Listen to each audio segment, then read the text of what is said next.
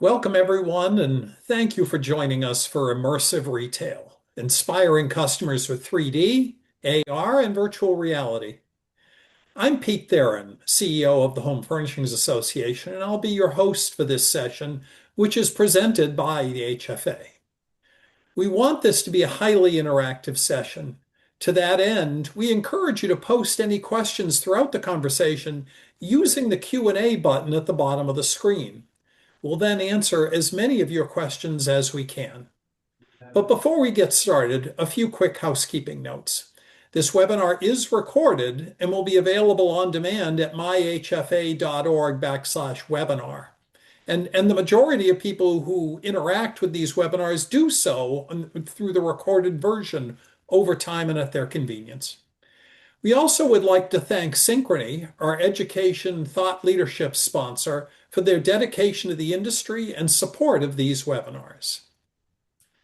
Today's most successful furniture retailers aren't using technology to replace the human touch, they're using it to enhance it.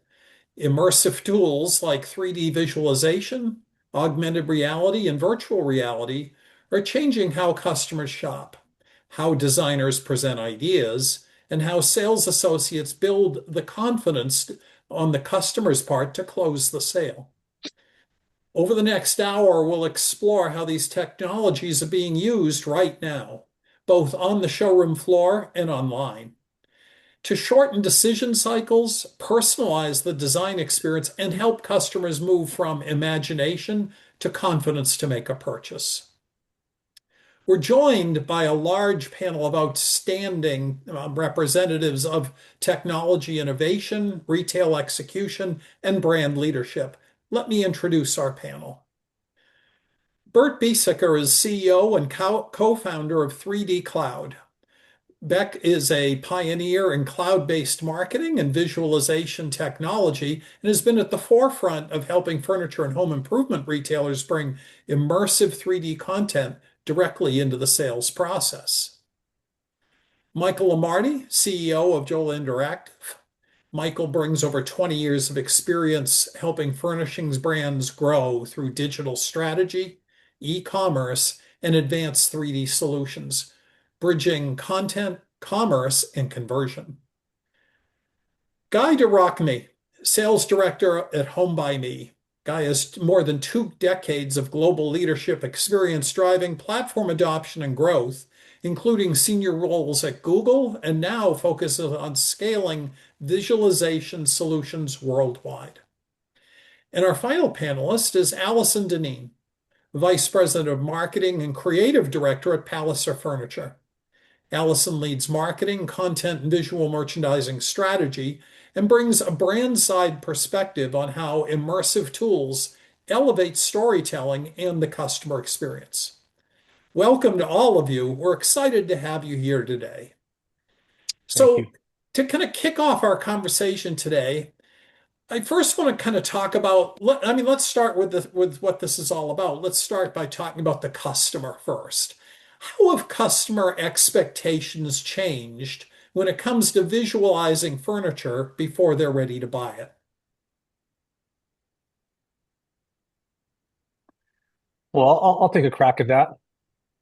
Um, Today, customers or consumers are able to see a lot more interaction and digital tools on websites. And so uh, tools like visualization, meaning the ability to see a product and the finishes or features or options that it offers visually is become expected versus something that's kind of a nice to have or a luxury.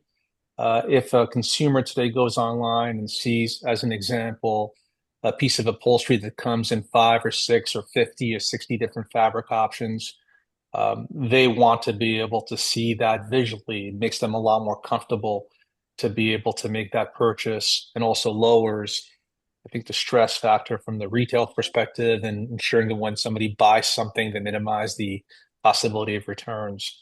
And that now is extending to the retail floor as well, where on the retail floor you have products, furniture that come in all kinds of variations and options. And It's very hard to be able to identify what that looks like if you really can't visualize it. So these tools that were nice to haves online have now become a necessity online and are now being adapted to the retail floor as well.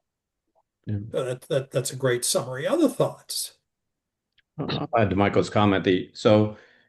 Like the idea of being able to visualize to improve confidence isn't, particularly new. It's been happening for a long time. What 3D does or how it's making a difference is, especially if you're a manufacturer or retailer that has a long tail of configuration, it can be very, very expensive and time consuming to manage all these different variants at scale. And if they change, updating and managing that. So 3D is really making it, easier to manage all that complexity and maintain it.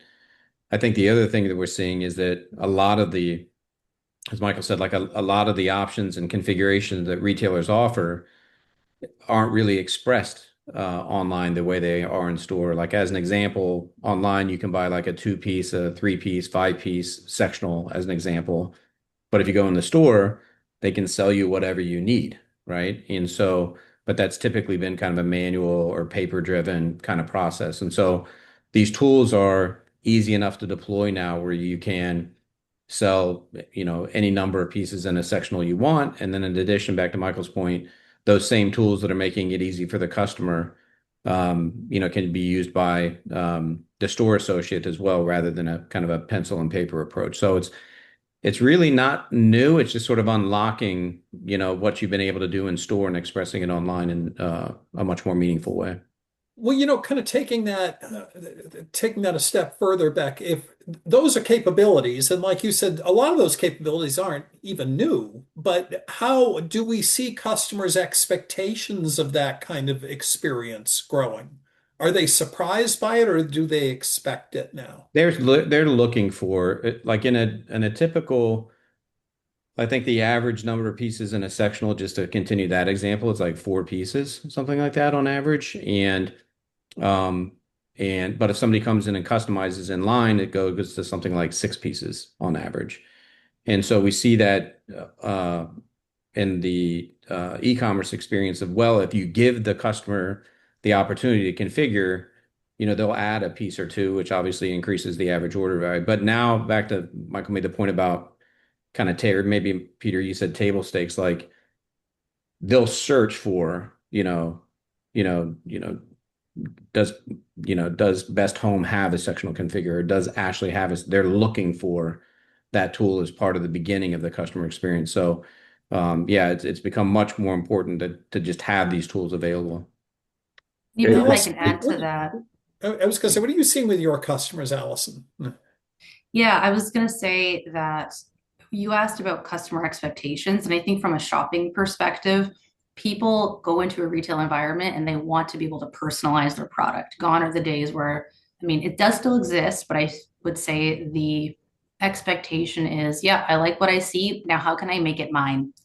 And that's kind of how Palliser runs its business, is we capitalize on that demand for highly personalized or customized product. So I think if that is the shopping behavior of most customers today, then how can we make that process easier? And I think that's where this idea of 3D modeling and 3D technology comes into play. I think one of the things I believe is a big leap forward with these technologies is the customer's confidence to spend an awful lot of money. I mean, a sofa sectional is a lot of money to most people, and they aren't necessarily trusting their instincts based on a swatch.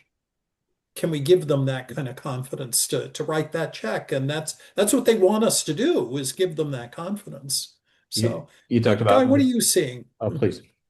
No, I mean, just adding a few points on the previous about how much, as in many industry, technology tools in the hands of consumers give them increased power, and power leads to trust and confidence in finalizing the purchase. On our side, we saw some data that about, I think 76, 75% of consumers are willing to use, could be a configurator It could be a room planner to design and personalize their it could be the next kitchen, for example.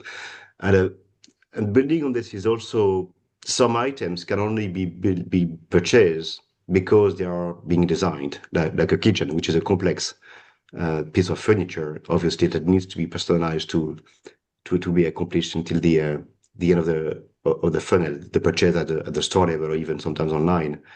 And I found this is because I've seen this in many different industries. I'm new to this furniture industry, to be very honest. And I think it's quite fascinating in how much technology in the hands of consumers is a shift of power. And the fact that the journey can start online and you can build your digital twin of your own home and protect yourself and then your furniture inside this environment leads, in our view, to a much higher degree of confidence in finalizing the purchase once people go in the store. Okay. Yeah. I think So, I think something else to consider is, maybe 7, 8 years ago, maybe a little less than that, one of the challenges that many manufacturers felt they had when considering providing their retailers with 3D options or visualization options was the quality of the visualization. So I recall those days where manufacturers, particularly those that felt they were on the higher end of the market, were uncomfortable with the quality of the visualization. That was a big deal. We don't want our customers to go online, our consumers to go online and look at a fabric that doesn't look real, that doesn't feel tactile, that looks really poor.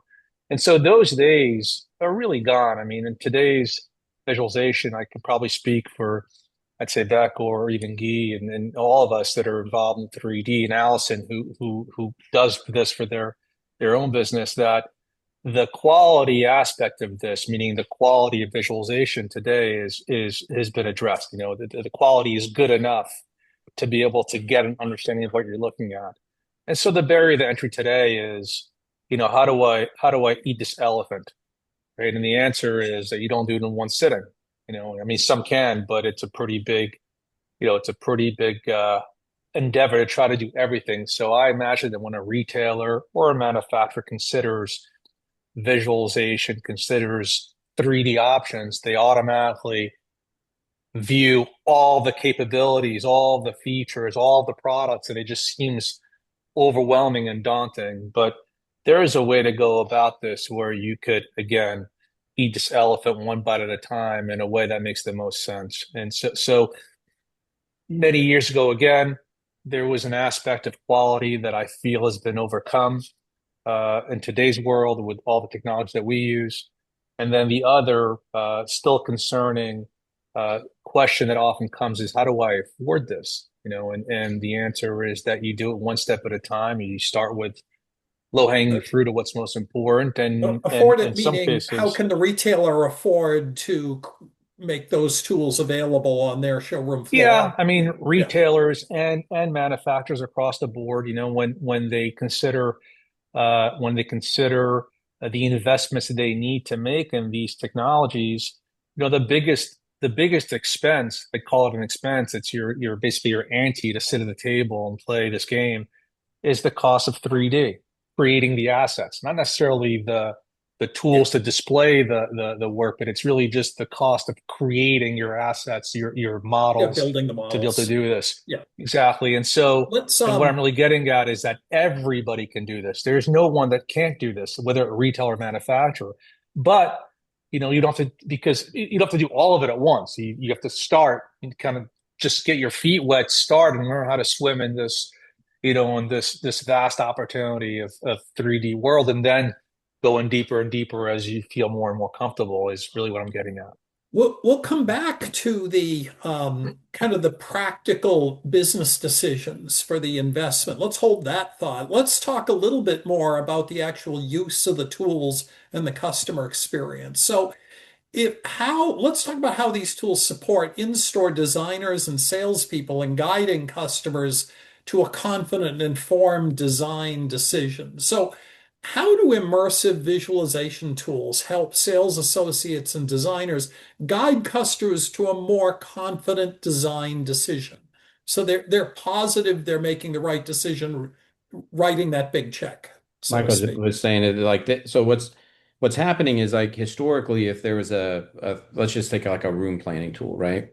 And those were only generally available to a design team.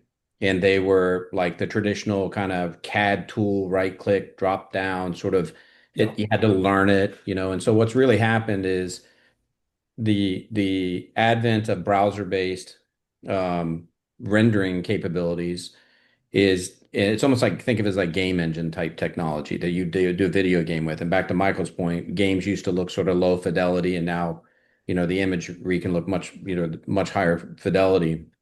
So these tools are really easy to use if you can drag and drop, or, you know, you don't have to be trained on it. And so now um, we're seeing retailers go, okay, well, it'd be great if I could use this for my design team, but I can also make it available to the homeowner. And why can't they self-serve? And I think yeah, the retailers and manufacturers are getting much more comfortable with like, hey, let them get started. It's kind of upper funnel activity. It's creating more, they're getting more confident if they come. By the way, as a metric, and like a planning tool, like a typical close rate for a soft lead, like a fill in your name, address, phone number is like 20%. And we see that pretty much across all home categories. If you use a planning tool and then submit that to a designer, your close rate's more like 50%. And so they're kind of like self-selecting, and it's like you wouldn't want all that time spent with a designer in store, but like give it to the customer so they can use it. And then you also have trade professionals. Like on our platform, about 5% of the users are like trade professionals, like independent designers that are making up, you know, they're yeah. using it 50, 60, 70, 100 times a year to support their customers. And so thinking about it instead of like this something you have to like keep tight control on and only this group of people can use it, sort of thinking of it much more like an ecosystem or a collaboration experience. And so whether that's planners or configurators or sectionals or selling to dealers or selling direct to customers or third parties, like just this idea of like, or even like Michael, you probably remember, and Guy, that like I remember 15 years ago that, you know, they'd say, I want all this IP around my models. I don't want anybody else to have them. I want to keep them. And now it's like, well, wait a minute. Why don't I just make them available to the world so everybody can use them at no cost and I can drive my brand? And so it's all this sort of like, instead of thinking inside your four walls, sort of pushing out and saying, hey, let other people help drive my brand as well. That's great On this insight. one, yeah, if I may, Peter, because I really like this point that Beck made that the as the technology evolved and became much more simpler for people to use without any training. So our platform is both available for end users on almost on a free basis, and also to more B2B companies. And I'm been amazed by the number of projects and very sophisticated sometimes that people can do on our platform. I think there's about 3,000 products every day being made. So people using the tool, not only playing with it, right, really using the tool to build their digital twins of their entire home, putting all furniture they can. Sometimes it's just to visualize, oh, this is the next project I want to do. This is my next furniture I want to place. And the ability that it became so much easier. And back to your question, Peter, about what does that mean at the store side level is now we see people coming to the store with a much more informed process and decision that they made on which furniture, which or storage they want to put on their room, let's say. And so I see the role of the sales associate at the store level to become increasingly more about let me help you to finish and complete. Let's make sure Yeah. that this is very Okay. precise in dimensions. So really bringing the added value of what these people in the store really know more than anyone versus, oh, let me start from scratch about the project, which is not very highly quality time used by the store sales associate. So I think it's a shift Yeah. in this role, but in becoming much more experts in what they really know, uniquely know, to provide the and to complete the purchase at the store level. One Yeah, thing Guy, I that think it's hasn't been really, met. oh, sorry. Well, Sorry. so if the customer is arriving a bit more informed, a bit more prepared, a bit more confidence, Allison, you've got all this fabulous technology. How does it change that interaction, that engagement on the showroom floor? Yeah, this is something that I wanted to speak to is that RSAs typically, I mean, we're talking about retail stores that have, these are multi-line stores. So you might have 10 lines, you might have 20 lines, you might have more depending on how large your store is. And that's a lot of information for a retail sales associate to learn. Every manufacturer sells something different. Price points are different, options are different, SKU numbers are different. Like I couldn't even imagine trying to understand all of that and retain it. And so these types of tools, even from our experience, it'll help guide an end consumer to your area because the retail sales associate feels more comfortable and more confident selling it. They have something that they can reference, whether it's your website that has an online configurator like we have, or is it a kiosk that they can walk up to and they can help sell off of that. So they don't necessarily have to remember all of the intricacies and details of your brand. They can reference the tool that's in front of them. And so that makes them so much more confident to sell and actually close that sale. You raise a great point because I mean, so far we've been spending our time talking about the ability to visualize, but you're also talking about the ability to be informed and confident selling too. I mean, having Absolutely. information, not confident just Yeah, because you have this gorgeous design. I mean, that plays a role, of course, Yeah. Yeah. but you have easy access to the information. You're very confident you can respond in real time. Exactly. And even when you're quoting pricing, when you're quoting in stock cover, when you're quoting what SKUs does this come with again? Oh, what are my leg options? I don't really remember. These two series are kind of similar. I don't need to run to the back and go grab out the old catalog and flip through. Yeah, That's what we yeah. used to do. And then by the time that person comes back from the back, your end consumer maybe, is looking at a different line at that point. So it keeps them there, it keeps them engaged, it keeps the answers at their fingertips. Yeah. I was going to say it's also important to differentiate between online usage and offline practicalities, meaning, it could all reside online on your website, but it's, you may be a retailer that has e-commerce. Well, if you have e-commerce and you're selling products that have options, and again, since we're talking about upholstery, let's talk about it, or a sectional, that sectional may come in 10 different configurations. Some of the lines that are out there are far more challenging to work with because they have different arm options, different back options, different seating options, different leg options, nail head options, and all. How do you demonstrate this to customers? So customers can go on the website and do this on their own and buy online. That's one option. It's one way of doing this. Or you may have a retailer that says, I really don't e-commerce is not big for me. I want my site to be a place where people can start, like you was saying, to start engaging and then come to the store and kind of finish the opportunity. So you can start those processes online. But on the retail floor, I mean, how does a sales associate, this is more of a rhetorical question, how do you sell a product that has, 600 different fabric options or 400 different leather options? And how do you show a customer the differences between two leathers on a product? I mean, the answer for a lot of people is they take the swatches and they show them the different swatches, and you get to touch a swatch and put it next to the piece of furniture, and that's just one of the options, right? But when you look at a company like like a Palitzer, and you're able to take that swatch or those two swatches or those three swatches and those finishes and those pieces of hardware, let's say, right? You can go up to a screen and then visualize that. You're providing the salesperson with ammunition to work with their customer, to Yeah. inspire their customer, to be able to show them visually how these products look side by side, to engage, right? To retain. I mean, you're now getting the customer to say, no, let me see it with this. Can you change that? And it's just so much more interaction between the customer and the sales associate or the designer. So these types of services that Beck offers or Guy or we at Jola offer, they open up the world to retailers and Well, designers and and to consumers as well. you also, I mean, you kind of raised another point too, which is the capabilities, which are have dramatically changed the way you can shop online. They've dramatically changed the way you can shop on the showroom floor.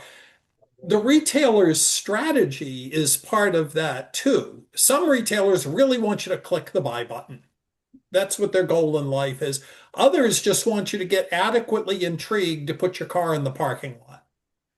Now, and that's okay. I mean, those are completely valid strategies. We're talking about a flexibility of capability for everyone, I would regardless add, of what your Peter, customer engagement there's strategy a is. so one of the things that we've seen change in the last several years too is this one of our clients is Lowe's, and they do like decking and kitchen planning with us, and they had this idea with a lot of other retailers did too, which is like this is like terrible to say, but like customers are kind of stupid, like I don't want them to mess up, and if we give them these tools and access, that if they do it, they're gonna put the arm on the wrong side, and it's going to end up in a return, and it's going to be a bad customer experience. And so part of this reticence to kind of really engage is like, if I unleash this thing, how many problems is it going to create like on the back end? But a lot of these tools are smart enough now where you can't make a mistake, right? There are rules and you can't combine things together that can't be sold together. And so in fact,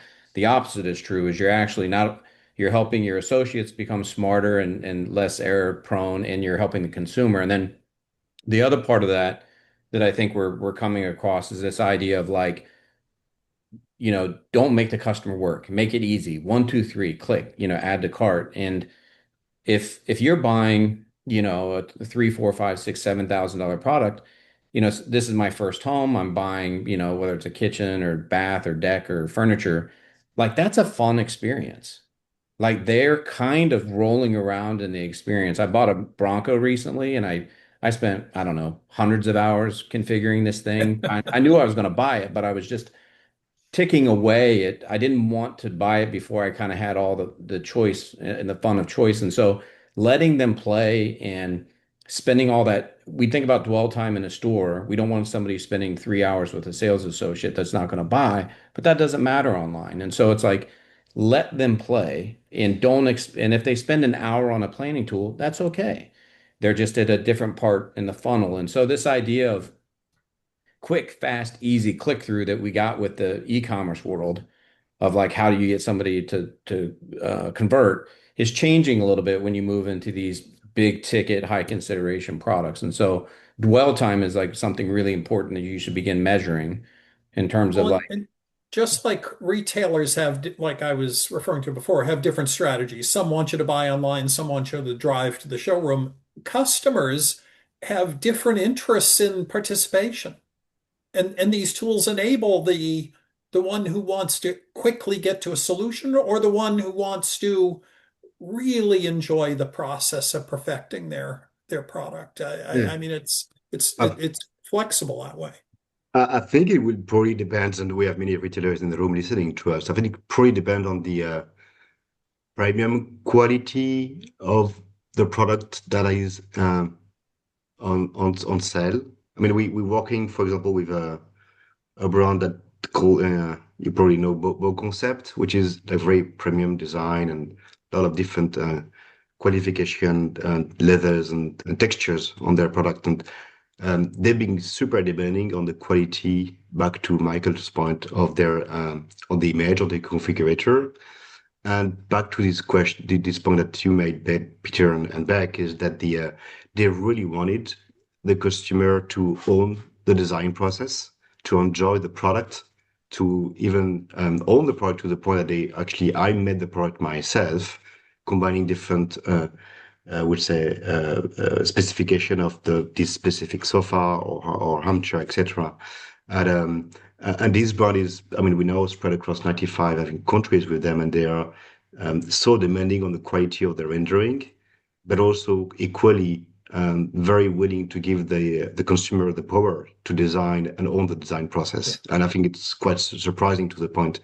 But back to one, maybe it's for some more basic furniture, you don't need to for the customer to own the full design process. You can accelerate the online to offline purchase because in some respect, it's not always needed for the process to be owned if the product is a bit more basic. I I agree. was If the just thinking product is about, more Uh, basic, you don't need the complexity. You don't need the ability to configure if there's not much to configure. So I think Mm. you definitely have to take that into consideration when determining what product makes sense for Mm. this. I just wanted to add one thing, Beck, you were talking about the rules that are associated with this type of technology. And I couldn't agree with you more. I mean, we when we promote what we have, we call it we say we have a rule-based engine. So it essentially prevents the end consumer from making a mistake. I wanted to reiterate that because I think that's an important point. That this doesn't introduce a layer of complexity into the selling process. In fact, it makes it easier. So even a sales associate has the ability to make an error. They select the wrong SKU. So this prevents that from happening. Let me I was ask you also a thinking related about, question. sorry, Or- Peter, I just want to add to what Beck was saying Go ahead. earlier about his Bronco shopping. That reminded me of an experience that we had. We're all professionals here, experienced with these technologies, understanding the landscape of the industry, retail, manufacturers, designers, hospitality, contracts, and so on. But there's nothing like firsthand experience as a consumer. And what I mean by that is that back in 2018, we moved from a small apartment in Manhattan to a home in the suburbs. And my wife, who's a professional and is very busy 9 to 5, Monday through Friday with her work, would come home in the evening and I watched the way that she shopped for our new home. And it was eye-opening. She was in that time in her mid 40s, and she was looking at lighting lines and flooring lines for hardwood floors and case good and furniture for the living room, for the dining room, excuse me. And without exaggeration, she would only shop on her phone. And she would go to her phone. She would go to different manufacturers who we work with, or she'd go to retailers like Crate and Barrel or Restoration Hardware, or there's a couple independent retailers in our town that she'd go to on their website. And very quickly, she stopped looking at those local retailers because they lacked innovative tools on their sites for her to be productive. And what I mean by that is she used AR to place lighting in different places in our home. So she wanted to see what a chandelier looked like, and she would change the chandelier. She used furniture from stores and would change the finishes and look at that in AR as well. So look at it on the website and in AR. She would play Yeah, with upholstery and change materials, and she just came to expect that when going yeah. through her shopping, hardwood floors, different finishes. And if she went to a site that didn't have those features, she just left. It was Well, and because so it what was you were counter. watching was a very, very engaged customer. Someone, it's Yeah. not a matter of them having to do the work, it's what they wanted to do, and they wanted those tools to be available. I want to circle back, Allison, to something you kind of referred to, and I think it opens up another topic. The sophistication and the power of these tools for our very best associates on the showroom floor and enabled on your website. I mean, we could talk. We're just scratching the surface on it, yet we're going on it. So I'm like, let's talk a bit about what is the role of these tools in helping a new or less experienced associate begin selling with confidence, because this is retail. The very best retailers still have turnover, and the nature of retail is it's a high turnover business. What have you observed in that space about getting people to a level of competence and confidence quickly with these very sophisticated tools? That's part of the reason why we wanted to create an in-store. We have for lack of a better word, a kiosk. We call it the Palliser Interactive Designer, and it's essentially a touch screen, and customers and RSAs alike can walk up to it and they can configure whatever they want. They can fall in love with something on the showroom floor, and maybe that exact configuration isn't available, and so they want to go and seek what would it look like if I change the SKU, change the configuration, change the cover, like etc. So we enabled that. We wanted to have that as part of our offering to retailers to exactly your point, Peter, is to give them confidence to sell our line. Again, most of local retail stores are multi-line stores, and there's a lot to take in. So I think it's important for a more seasoned RSA, but also for those that are starting.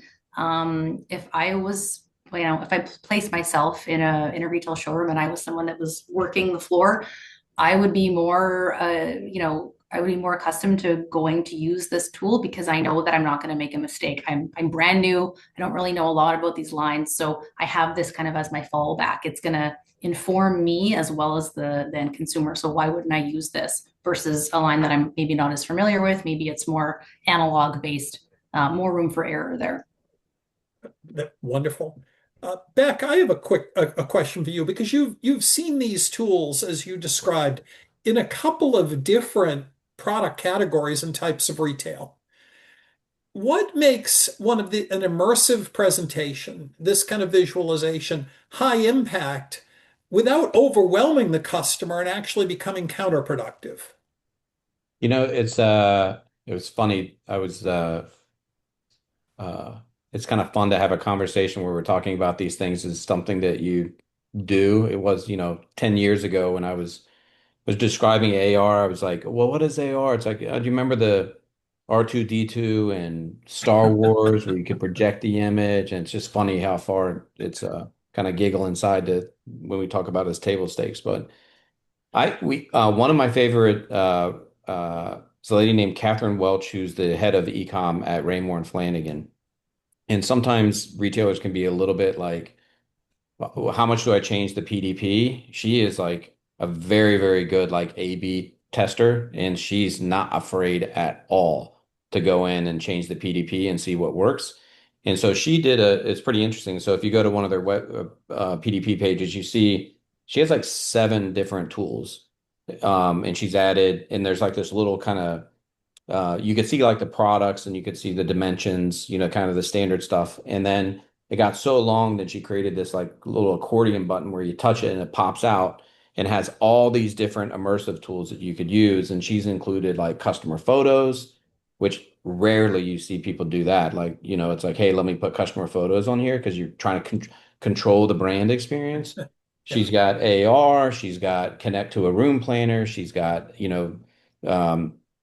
generate an HD render of this product. She's got all these different suites. And so I've been kind of honestly, like I'm not a retailer, I'm not doing this every day, but I've been kind of watching her, City Furniture, and a few others where they're like just trying to test what you said, well, how much is too much, right? And so far, I think what they've learned at Raymore is like there's too much to put on a PDP. How can we explore other ways to kind of build like a category of like, here's all your tools. So you're not overwhelming the PDP, but you have like a resource available. And so, I've been watching them pretty close to kind of understand, how they're thinking about, adding these without overwhelming, back to your point. I So you're also talking think about, it's important the to lab is differentiate. actually the showroom floor in the way you just described it, which is Mhm. fantastic.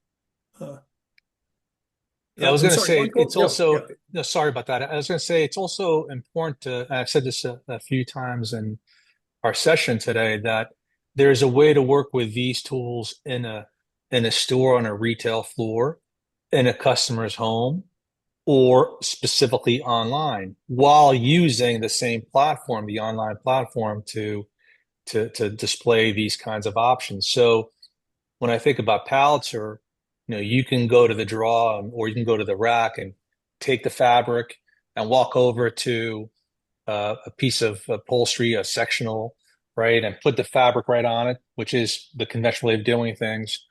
And let's assume for 1 second that it is a sectional. And you can then not only show that fabric physically on that sectional, but you can then walk over to the screen and then show the 2 or 3 different fabrics on that same piece. You can change the configuration of that sectional. And so you're really working with the consumer together as a team, I mean that you're collaborating on customizing this piece for the consumer, and they're involved, they're engaged. And then when you're done, if they don't want to buy it right away, you can save it as an image or you can share it with them by email. It's just very, very powerful. And so, Beck's point about having these online resources, I think is spot on. That's a very powerful thing.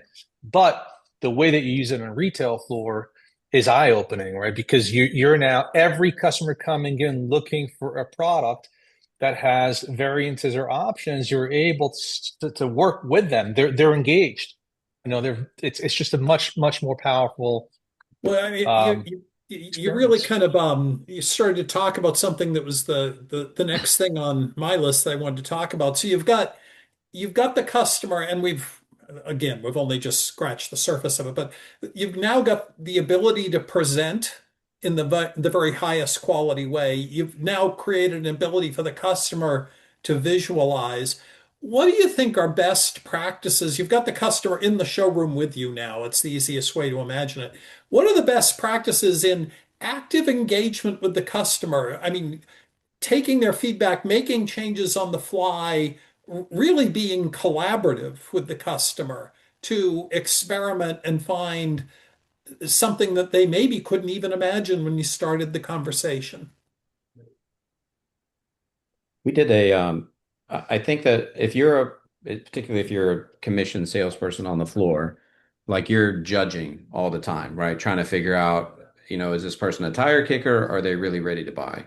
I mean, everything about the first like three or four sentences of the engagement is trying to make that assessment, right? And so I think that kind of those qualification questions are really important. And we do see several retailers who have, just to use the Lowe's example again, creating like building a kitchen, can be hours of work for a designer. And man, if you do all that work and somebody doesn't buy, that's difficult to swallow, right? And so creating some kind of structured process for asking questions like how far are you in the process? Have you done anything yourself online? What did that look like? How much time do you have? Like, is a good way to assess. And it's Lowe's example, if they feel somebody in the initial consultation is really at that kind of top of the funnel behavior, they'll say, "Hey, we have three or four tools online that you can use to do this yourself that will give you a chance to kind of really play around. It seems like you're still in the evaluation phase." And then follow up with that customer or say, "Hey, when you do that, send your style quiz to me or send your budget estimator to me or send your visualizer outcome or whatever it is." So I think that best practice is, building kind of those five sort of qualifying questions before I wouldn't say, "Hey, come over to the room planner," right? And I think most retailers are pretty sophisticated at that. I All agree with right. that too. Even if they're looking at upholstery, it's like you want them to shop the floor first. And I think to an earlier point, if you're shopping online, most end consumers will have looked at your website. They'll probably have narrowed it down to what they like from a visual perspective. So then they go into your store or then they want to see it in person. So, okay, now I've gone from five to maybe two, and now I'm trying to decide between these last two upholstery options. Then maybe that's when you take them over to if again, if it's on an iPad, it's your site, if it's a kiosk, if it's whatever, a room planner tool to kind of finish that off. Okay, so now let's compare the two that you have and see where the differences lie. So, Allison, how do these visualization tools help shorten the decision-making process? I mean, everybody from the salesperson's perspective, they're closing, okay, but they're also trying to make it so that the customer makes a decision they're thrilled with too. So, Yeah. how are these tools making that easier, better, and more possible? Yeah, I think, prior to having these capabilities at the customer's fingertips, and customers can't really visualize that we've created all of this to help them visualize what the end product is going to look like. So I think just that in itself shortens the sales process. They're more likely to buy because they aren't humming and hawing. They really do have a good understanding of exactly what this is going to look like. So I think just arming them with that information alone helps, it instills a level of confidence that they might not have had before. So as opposed to maybe sleeping on it, they're going to make that buying decision now.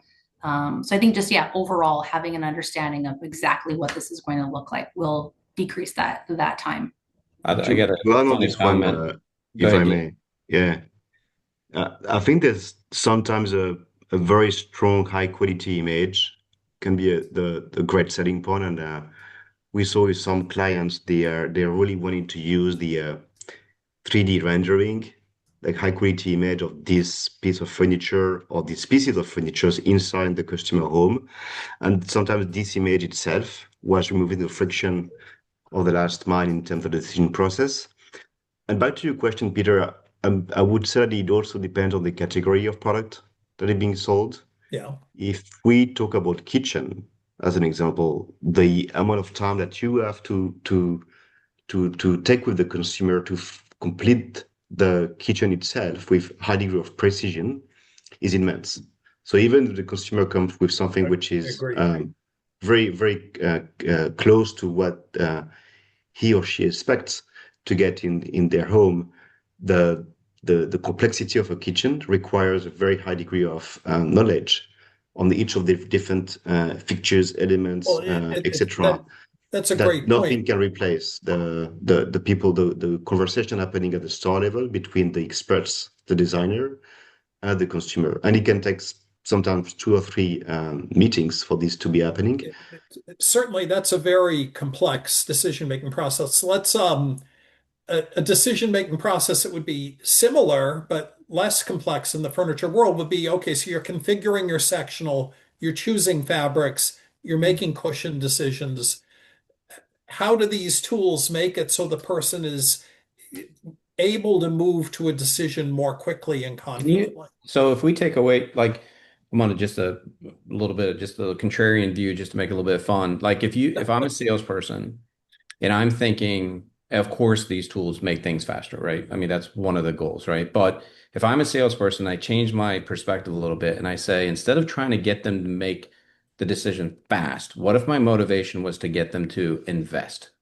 So for instance, whether it's, hey, take some time with me to build your floor plan. Like if I built my floor plan with Palliser, like the my motivation to start over somewhere else is quite low, right? I'm already kind of Yeah. I'm down the Yeah. road, or hey, let me build whatever it is, a sectional, right? Or like if I focused on, like, instead of making them hurry up, trying to find little spots for them to invest, the chance that they're going to cross shop once they've already made that investment goes down each incremental investment they make. And my view, honestly, is that as much as we think about how fast sales cycles are in retail, we don't know. We don't really know. Like, we don't know when they started.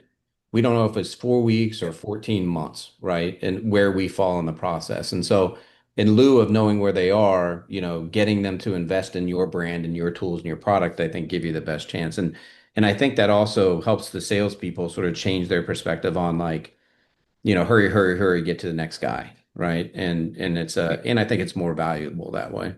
I agree Beck, with to your that. point about the room planner, sorry, I just thought of a few different things, but one of which is a retailer once telling me, a client of ours once said to me, Michael, I don't want to sell a piece of furniture. I want to sell the room. This is a major retailer that I was talking to, a president of a company, who said, we're talking about visualization. He said, I don't really I'm not looking for somebody to come in and buy a piece of furniture. I mean, that's great if they do, but ideally, they're coming in, they're buying the bedroom or the living room, they're doing their entire room. And so the opportunity to be able to visualize these things, to build a room through a room planner that not only shows you dimensions and alignment of products, but also gives you a realistic portrayal of what that looks like in a room is very powerful when you can start playing with that and trying different products together and mixing and matching and doing that. And then the other thing I thought about, again, to Beck's point about his Bronco, I remember being a kid going with my parents at the Pontiac dealership. I remember when they bought their Pontiac Phoenix, which was my age. And they went into the dealership and they wanted to know what colors this car came with. In addition to showing some of the swatches that they had, the metal swatches that they had in the showroom, I recall my parents walking away with a catalog. And the catalog had basically information about the model. But then in the back, I think it was in the back, there were these little swatches, these little images of the different finishes or different colors that they came with. And and today, I just can't imagine going to two different stores where one is showing me swatches of fabrics or materials, and the other is letting me see directly on the furniture. I mean, who's going to make a more, greater impact with me? Yeah. It's just, No, to me, the idea of not having visualization or the ability to replicate realistic reproductions of what I want to buy is kind of like what I just said, having that Pontiac brochure with little swatches versus Beck going online and seeing his Bronco and the options that he wants. I mean, it's just that Yeah, no, Clear to me. the parallels of the changing process to buy cars is it has some relevance. I mean, there's no question it's oftentimes a good illustrative example. Allison, I think you had something you wanted to I share. did. Yeah, I wanted to say I agree with Beck in the sense that I don't necessarily think that visualization tools quickens the sales process. So if I said that, I'm going to go back on that because I've been listening to what you've all said. And what I do think it does is it instills this added level of confidence. So prior to us having these tools available, we had paper spec sheets. We still have paper spec sheets, but this is all we had. We're a manufacturer that has, 25, 30, 40 SKUs per upholstery series. There's no way, there's no time in history where we have photographed all of those SKUs for every series that we have in our line. So when a customer wanted to configure something, we gave them a printed spec sheet. They would look at an icon that's this big, and we would try to tell them, okay, this is kind of what it's going to look like. They had to really envision using their imagination what this could be because we just didn't have all the photography that they could get a better understanding of what their end product would actually be. So they'd place the order and they'd cross their fingers and they'd hope that, okay, what I'm imagining is going to be what ends up at my door in 4 to 6 weeks. So I think that's the difference. It's that level of confidence. I know exactly what I'm getting when I place the order, and that's the difference. I think you made a great point there, Allison. Whether or not it makes the product selection process faster or not, in some ways isn't the point. Mhm. Getting the customer to a level of confidence, which is very, very challenging if they can't visualize. That's Yeah, really what the point is. And yeah, remember, we started almost an hour ago now saying what we're doing is we're complementing great salespeople. And that you're the ability to get your customer to confidence with great tools really does enhance great salespeople. I mean, it really is. We could we could talk for a long time about customer experience. I mean, there are so many more topics we could go into a much more depth. Unfortunately, we're starting to run nearly to the end of our hour already. This happens a lot with great topics in these webinars. Let's move to some kind of practical topics. So, what are the first steps retailers who are uninvested in this kind of technology and the impact it can have on their customer experience? What are the first steps they can or should take to start using immersive technology effectively?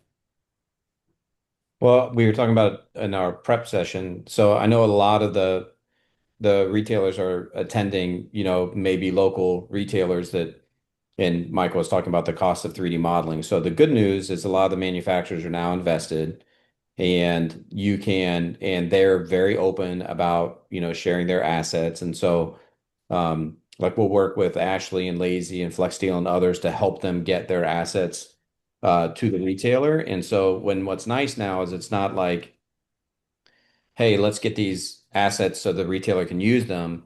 And then like the retailer's like has all this work to do to translate them or put them into some kind of application. It can just go right from the manufacturer right to your product page without a whole lot of overhead.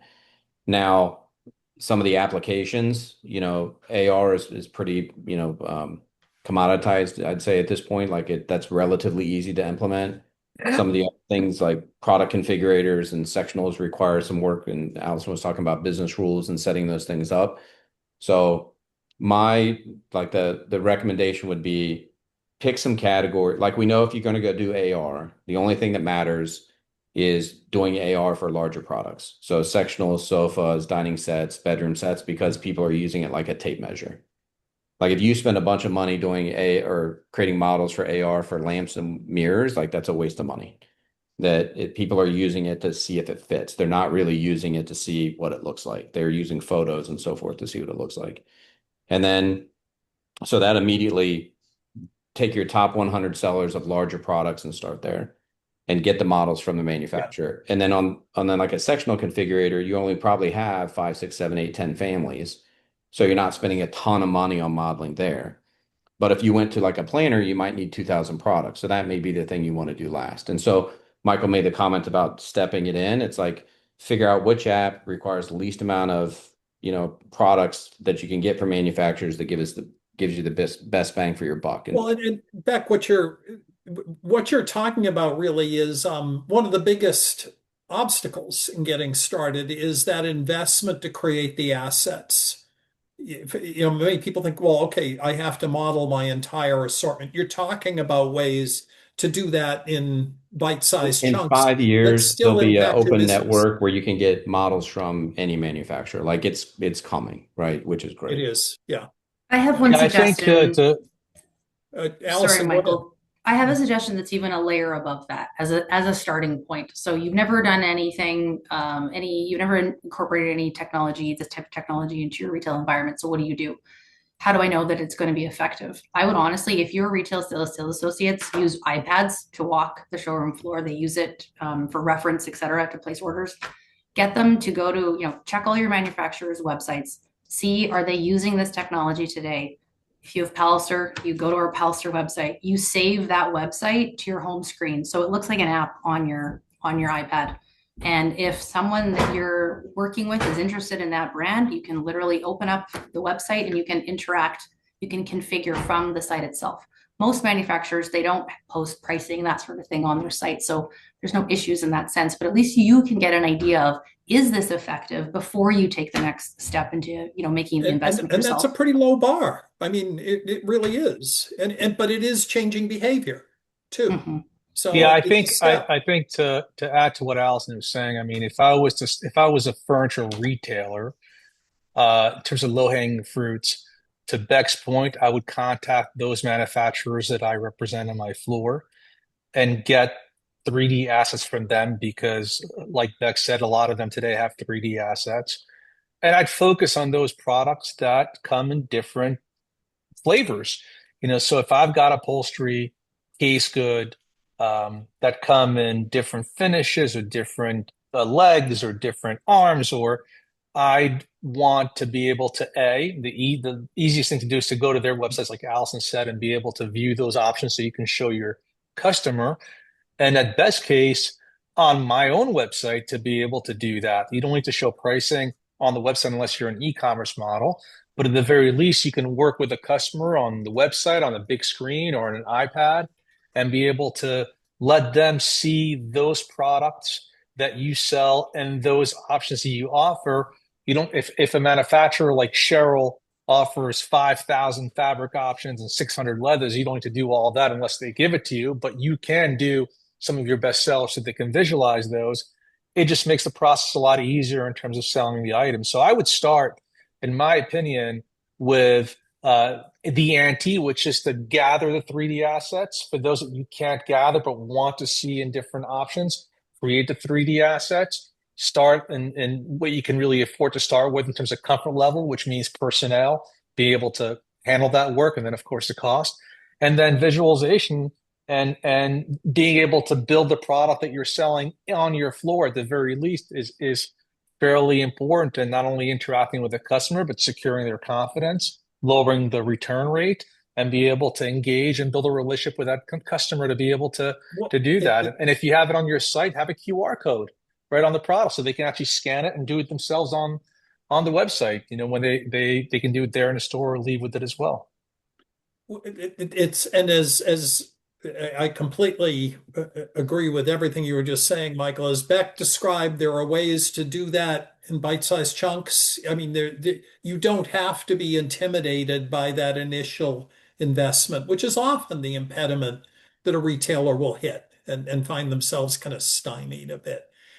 We're down to our final minute here, and I was certain as we were preparing for this webinar that this is exactly what would happen. This high quality a panel, this rich a topic, we would get to the end. So there's so much more I still would like to talk about. But for today, I think we covered a lot, and I really enjoyed the discussion with all of you. Thank you so much. Everyone Thank on you. this panel shared some very thoughtful insights, and a big thank you again to Synchrony, our sponsor, who sponsors all of these webinars for us. We hope the insights that we shared today inspire you to begin to continue investing in your people and strengthening the customer engagement and the kind of customer experience you can create with new technology.